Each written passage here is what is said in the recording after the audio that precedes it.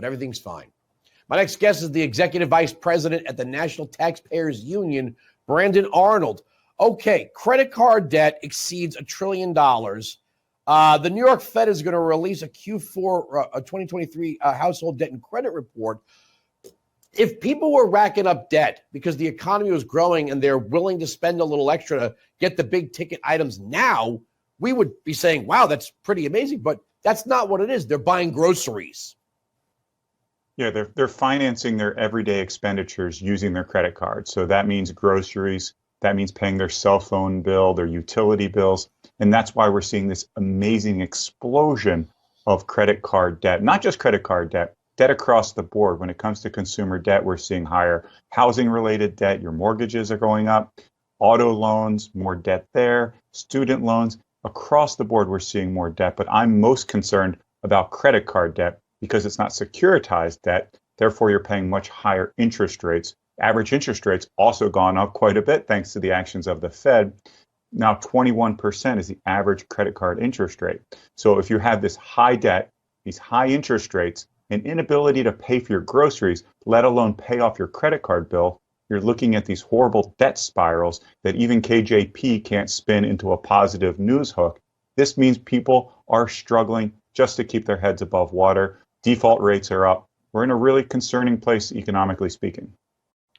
I've been saying this for a while. I'm waiting to see what Biden comes up with to try to buy voters akin to the student loan bailout. And I've been saying it's going to be some kind of credit card bailout. You could totally see this, right, in the summer, that Biden comes along with, I don't know what it would look like or how it would be worded, but some attempt to alleviate, as they would say, credit card debt. But that still wouldn't change the reason why these people are in debt. Like I said, if people were buying big screen TV, and I'm sure some people are, some people are irresponsible with money, but if we thought that generally the economy, wages were rising, inflation was stable, gas prices were low, people had extra money for discretionary spending in their family budget, and they were buying the big ticket items, and the impact of the interest wasn't that big of a deal, we'd say double thumbs up to the economy. But if they're going into debt because they just need to buy eggs, milk, bread, ground beef, or whatever it is, that's the problem.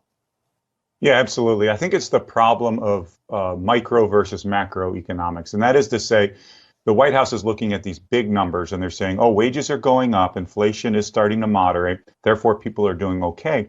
But there's a lot more detail that you need to look at here. For instance, if you own a home, home values have increased quite a bit. So you've experienced a wealth increase. Even if that's not money in your pocket, you're still better off with regard to the value of your home. But if you're renting, your rent is ticked up, but you haven't actually accrued any wealth whatsoever. Meanwhile, all of your bills have increased. Your utility bills went up. Your landlord probably raised your rent. Maybe you got a little bit of a bump in terms of wages, but not nearly enough. Let me interrupt you on that before we run out of time. That brings in the talk of the wealth tax, right? So if home prices are rising, if the Democrats had their way, they would tax you accordingly on the net worth tax. But that doesn't mean anybody could afford to buy your home. No, wealth taxes are just a broken concept, first of all, because prices fluctuate. So if you're charging taxes when people's home value goes up, are you going to give them a rebate when their home prices fall, which is quite possible if we head into a recession? It just doesn't work. That's not money in your pocket. And if you start trying to tax it like it is, then guess what? People might have to sell their homes. They might have to sell off other assets just to pay their tax bill. It's patently unfair. It's a broken idea and it shouldn't go anywhere. Yeah, but how crazy. Think about this. If your home is increasing in value and the government taxes you, but nobody can get the loan to buy a house from you. So when you ultimately sell it at a much lower rate because nobody could afford the inflated price, but you've been taxed on it, you're actually selling the house at a loss and there's going to be no rebate from the government. How crazy would that? We're just talking speculating, right? There's no current national wealth tax, but they've been debating it. They've been promoting it, right? They would love to see a national wealth tax that would include your home in your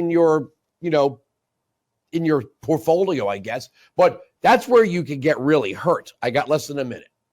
Yeah, I mean, wealth tax, again, horrible idea. You're kind of playing 3D chess there, thinking through all the permutations. But at the end of the day, I think a wealth tax at the national level, extremely unlikely, with the current makeup of Congress at least.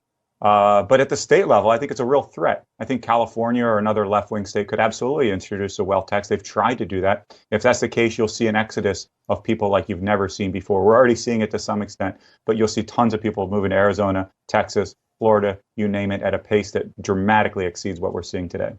And selling your house at a loss. I got to leave it there. Thanks for joining us. Thank you.